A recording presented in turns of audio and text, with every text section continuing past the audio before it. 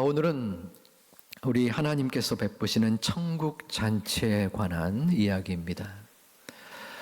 우리 본문 15절을 보면은 식사 초대에 임한 한 사람이 하나님의 나라에서 떡을 먹는 자는 복되도다 라고 이야기를 합니다.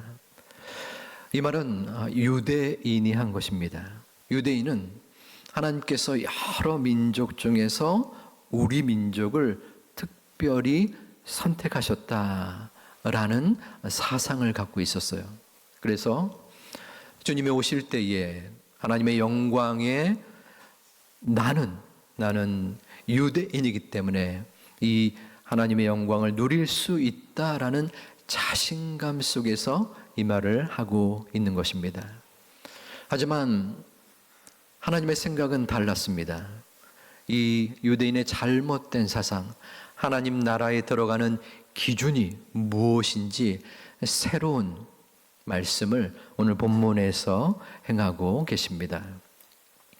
16절을 살펴보면 어떠한 사람이 큰 잔치를 베풀었어요. 그리고 많은 사람을 청했는데 여기서 어떤 사람은 하나님 아버지입니다. 그리고 많은 사람은 유대인을 가리킵니다. 17절에서는 종을 불러서 그 사람들을 청합니다. 그 청하였던 자들, 이 역시 유대인이지요. 당시에 유대인의 관습 속에서는 어떤 사람을 초청할 때에 두 번을 청합니다. 한 번은 잔치가 준비되어 있지 않을 때 준비 과정 속에서도 초청장을 보내고, 그리고 두 번째는 준비가 마무리된 다음에 청합니다. 하지만 여기에는 또 조건이 있었어요. 첫 번째, 그 초청에 응답을 한 사람, 가겠다고 말한 사람은 당연히 필수적으로 두 번째 본 초청에 응해야 했습니다. 따라서 이 청하였던 자들은 이미 첫 번째 초청에 응답을 한 분들이고 당연히 이 두 번째의 초청에 나갔어야 되는 사람입니다. 하지만 뭔가 이상한 조짐이 또 닥칩니다. 이 유대인들 세 사람이 나는 가지 않겠습니다 라고 말을 하는 것이에요. 첫 번째 사람이 18절에 나오는데 다 일치하여 사양하여 한 사람이 나는 밭을 샀습니다. 아무래도 나가 보아야 합니다. 나를 양해해 주세요 라는 것이에요. 첫 번째 사람의 초청의 거절의 이유는 밭을 산 것입니다. 여기서 나가 보아야 한다라는 것은 관찰한다라는 원어적 의미가 있습니다. 밭을 샀는데 이 밭이 괜찮은가 한번 둘러본다는 것이에요. 밭을 사려고 둘러보는 것이 아니라 이미 밭을 샀는데 그것을 관찰하는 것은 그렇게 중요해 보이진 않습니다. 내가 승낙한 그 초청을 거절할 만큼 되지 않는다는 것이죠. 하나의 핑곗거리에 지나지 않음을 볼 수 있어요. 이 앞에 나온 것처럼 다 일치하여 사양했다 하는 것은 뒤에 나오는 두 사람과 더불어 이 세 사람이 아마 단합을 하지 않았는가 암시를 주고 있습니다.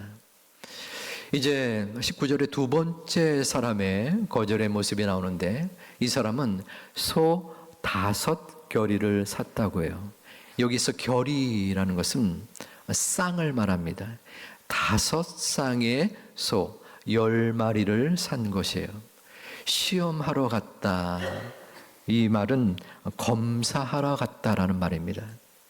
조금 전에 밭을 산 사람과 마찬가지로 소를 사기 위해서 시험을 한 것이 아니라 검사한 것이 아니라 산 소를 밭을 잘 갈 수 있는가 하는 것을 테스트하고 검사한 것입니다. 마찬가지로 이미 산 소를 검사한다는 것은 그렇게 중요해 보이지 않고 이 또한 핑계의 모습이라고 여겨집니다. 마지막 세 번째의 거절의 모습인데요. 이 사람은 장가를 간 것입니다. 장가를 간 게 뭐가 대단한가? 대단하죠. 네. 그 당시에는 유대인들의 잔치는 밤늦게까지 지속되었습니다. 그래서 내가 장가를 갔는데 이 잔치에 참여하면 아내와 같이 있지 못하기 때문에 그 잔치에 갈 수 없어요 라고 얘기하는 것입니다. 고대 율법에서도 결혼을 하게 되면 아내와 함께 있기 때문에 같이 있으라고 해서 군사의 직무를 탕감해 주기도 했습니다. 그러기에 이 세 번째 사람은 앞선 두 사람보다 더 거절의 이유가 명분이 있는 거예요. 그러므로 앞에 두 사람과 달리 양해해 주세요라는 그러한 말이 여기에 9절에는 없습니다. 자, 이 세 사람의 이유가 어떻게 들리십니까? 타당하듯이 느껴지기도 해요. 왜냐하면 밭을 사고 소를 사고 장가를 간 것, 얼마나 이 땅을 살아가면서 중요한 요소이지 않습니까? 그런데 이 세 사람의 그 중요한 요소 속에서 매우 우리의 마음을 움직이는 것은 그들의 심령뿐 아니라 우선순위의 부분입니다. 자유롭게 초청에 응했다고 했지만 다시 안 갈 수 있어요. 의사 표현입니다. 하지만 그것보다 더 중요한 것은 이 잔치가 보통의 잔치가 아니었다는 것입니다. 이 잔치는 천국의 잔치였어요. 생명이 왔다 갔다 하는, 그리고 천국의 입성에 분명한 근거가 있는 일생일대의 중차대한 순간이 바로 이 천국 잔치의 응답이었습니다.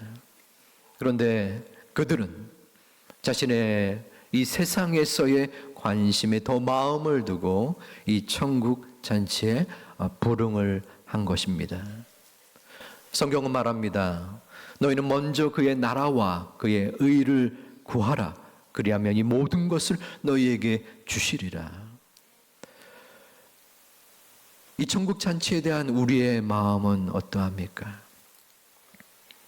앞서 말한 그 세 사람과 혹시 뜻을 같이 하고 맥락을 따르고 있지는 않습니까? 우리의 초청을 받는, 또 주인의 명령에 따라 복음을 증거함에 말씀을 듣는 우리들의 가족, 이웃, 친지들도 마찬가지입니다. 이번에는 안 됩니다. 아직 저는 멀었어요. 다른 사람에게 또한 이야기하세요. 이러한 응답을 우리는 받을 수 있습니다. 아쉽지만, 안타깝지만 그들의 관심이 이 세상 속에 있는 것입니다. 어떤 주인은 거절당한 보고를 종들에게 듣고 21절에서 새로운 사람을 초청하라고 합니다.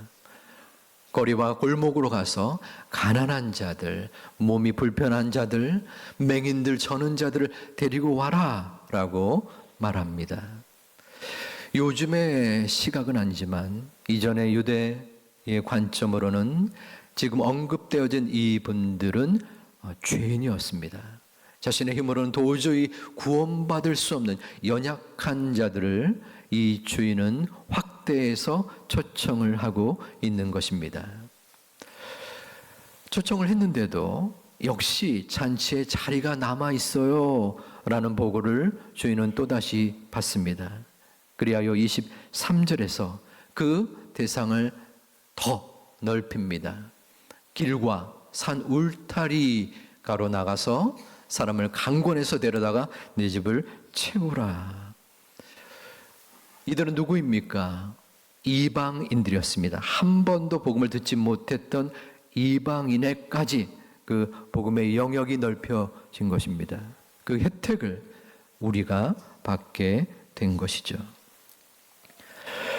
왜 이 주인은 이토록 강권하여 내 집을 채우라 라고 말씀하고 있을 걸까요?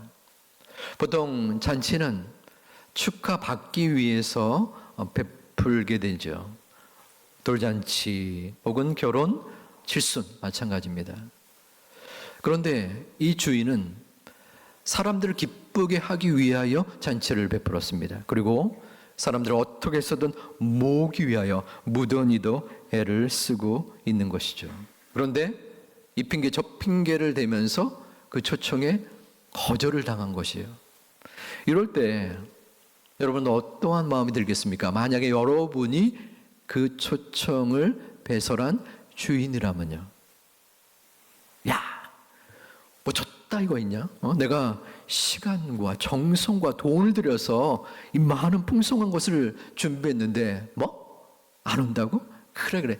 야, 치사 빵꾸다. 네가 안 오면 네 손해지 내 손해냐? 하면서 그 잔치의 규모를 대폭 줄이거나 취소했을 듯합니다. 저라면 그랬을 것 같습니다. 하지만 그 주인은 취소는커녕 2차, 3차로 그 손님들을 확대를 했습니다. 왜 그랬을까요? 이해가 되지 않을 수 있지요. 그것은 이 잔치가 보통의 잔치가 아니었기 때문입니다. 바로 천국의 잔치였던 것입니다. 천국은 이 세상의 그 어떠한 것과 비교할 수 없는 기쁨과 감사의 잔치입니다. 그리스도인들은 이 천국 잔치에 대한 기대와 소망을 지니고 있어야 합니다. 백세 인생이라고 하죠. 백세가 너무나 길어 보이십니까? 길지요. 하지만 백세와 영혼과 견줘볼 때 결코 길지 않고 무던히도 짧은 것이 이 인생인 것입니다.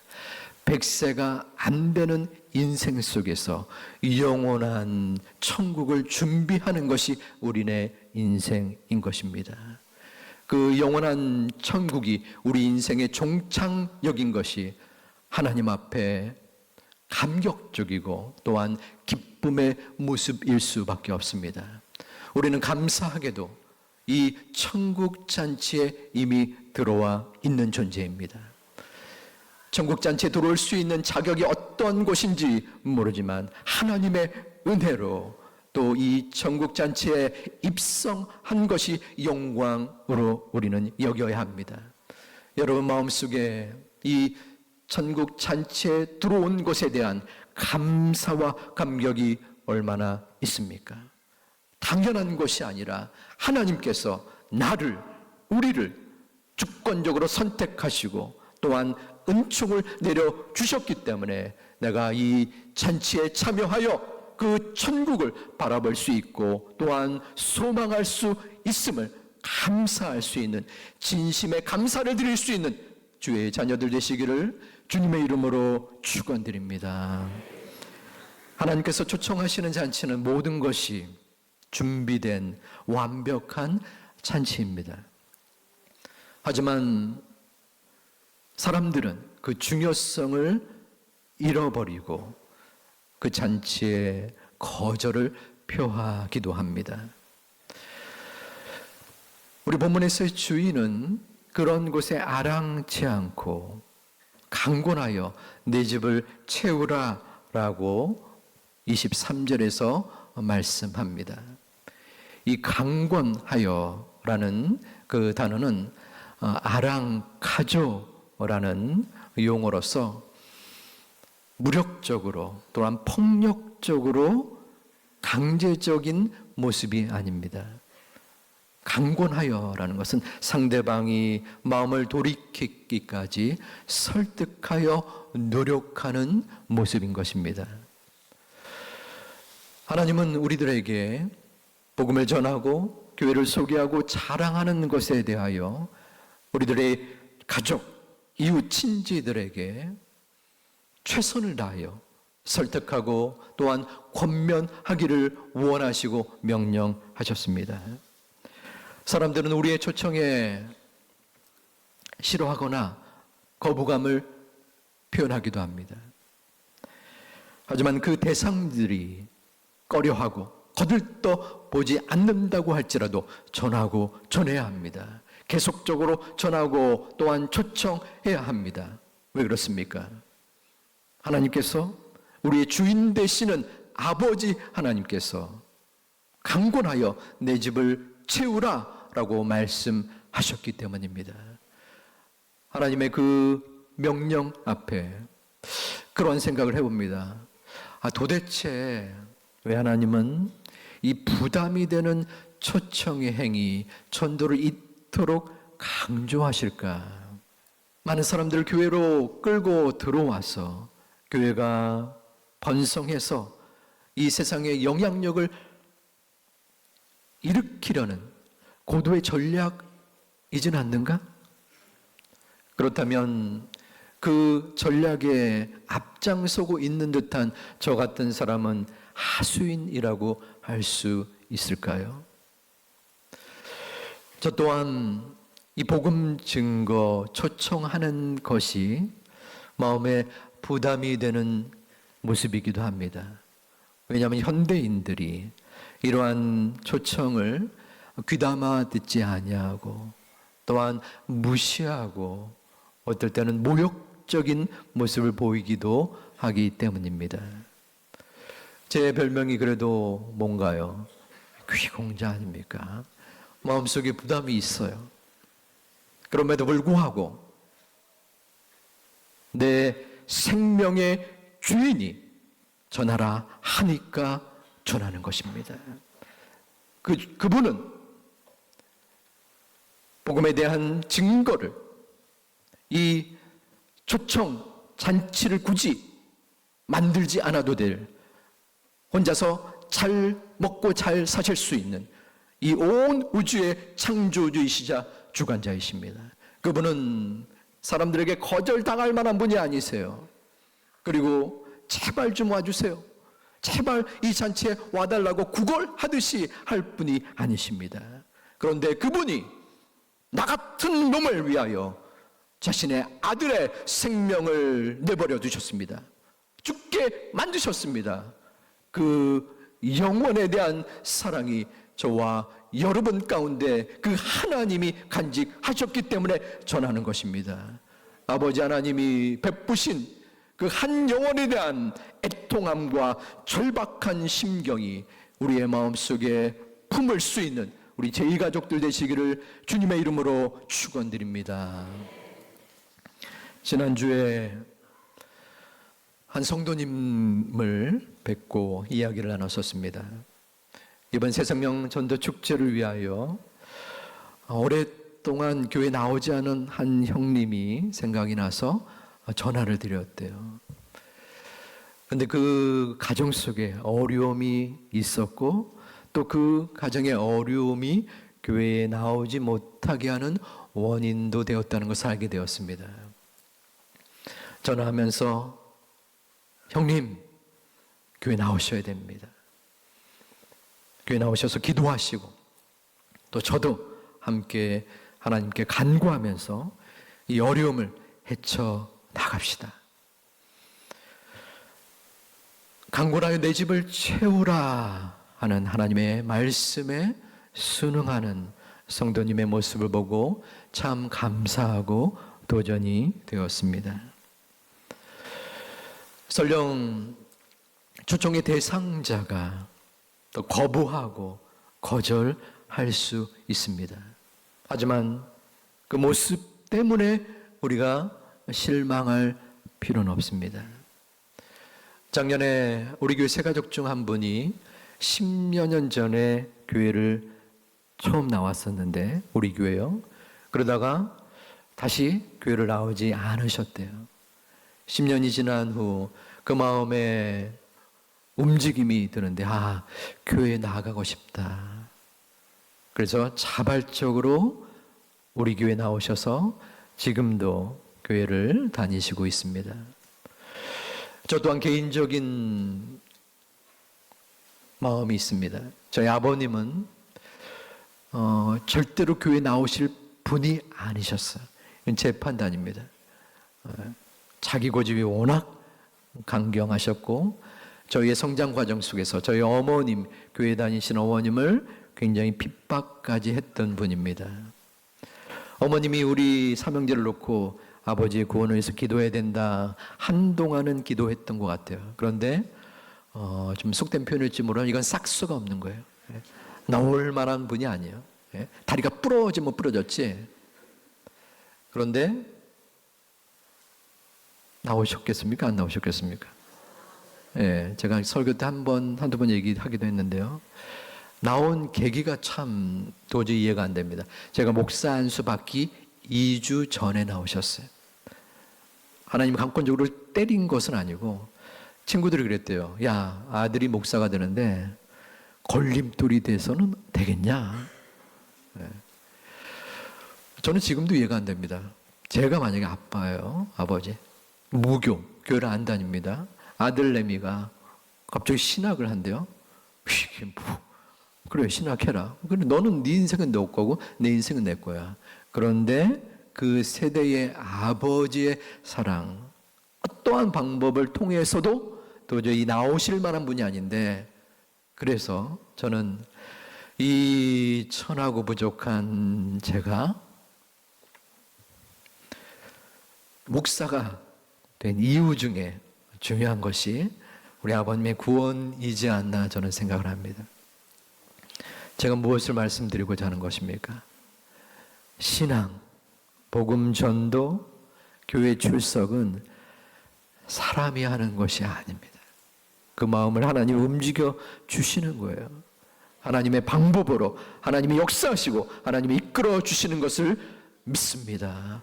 그러기에 우리는 실망보다, 좌절과 포기보다 기대하고 기도하는 것입니다. 소망하는 것입니다. 지금 당장은 이루어지지 아니할지라도 어떨 때는 마지막 죽음의 순간에 유언으로도 남겨진 자녀 손들이 교회에 나오기도 합니다. 그것이 하나님의 방법입니다. 우리의 마음속에 대신자가 없을 수도 있습니다. 다 아무리 머리를 짜내들지라도 안 보이네. 어떡하지? 내 집을 채우는 것은 대신자, 새가족, 그리고 오랫동안 나오지 못한 분들도 있지만 내 자신이 될 수 있어요. 코로나 때문에 또 여러 가지 이유로 나오지 못했던 분들이 나온다면 하나님께서 얼마나 기뻐하시겠습니까? 그리고 여러분 자신이 바로 집을 채우는 겁니다. 마음속에 작정하지 못했다고, 때로 본이 없다라고 너무 움츠려 두지 마시고, 우리들 한 분 한 분이 바로 하나님께서 내 집을 채우는 예배자, 소망의 사람, 그리고 궁극적으로 하나님의 명령을 준수하고 또한 하나님의 충성대로운 종이 될 수 있음을 믿으시는 여러분 되시기를 축원합니다. 하나님은 우리들에게 충성된 종이 되라 라고 말씀합니다. 강권하여서 내 집을 채워라. 이것이 인간적인 방법, 교회를 성장시키는 도구가 된다면 그것은 결코 잘못된 것입니다. 하나님께서 말씀 한마디면 이 온 우주를 변화시킬 수 있는 분이지만 우리들에게 동역하기를 원하시는 것입니다. 함께 내 마음을 다하고 뜻을 다하고 성품을 다하여 나의 애절한 마음, 이 간곡한 마음, 한 영혼에 대한 사랑을 함께 나누며 착하고 충성된 종으로 그 역할을 감당하지 않겠느냐라고 이 시간 우리들에게 말씀하고 계십니다. 우리 사랑하는 제2가족 여러분, 이제 한 주간 기대하며 기도합니다. 다음 주 이 시간에 어떤 분이 얼마나 나올지 그 아무도 모릅니다.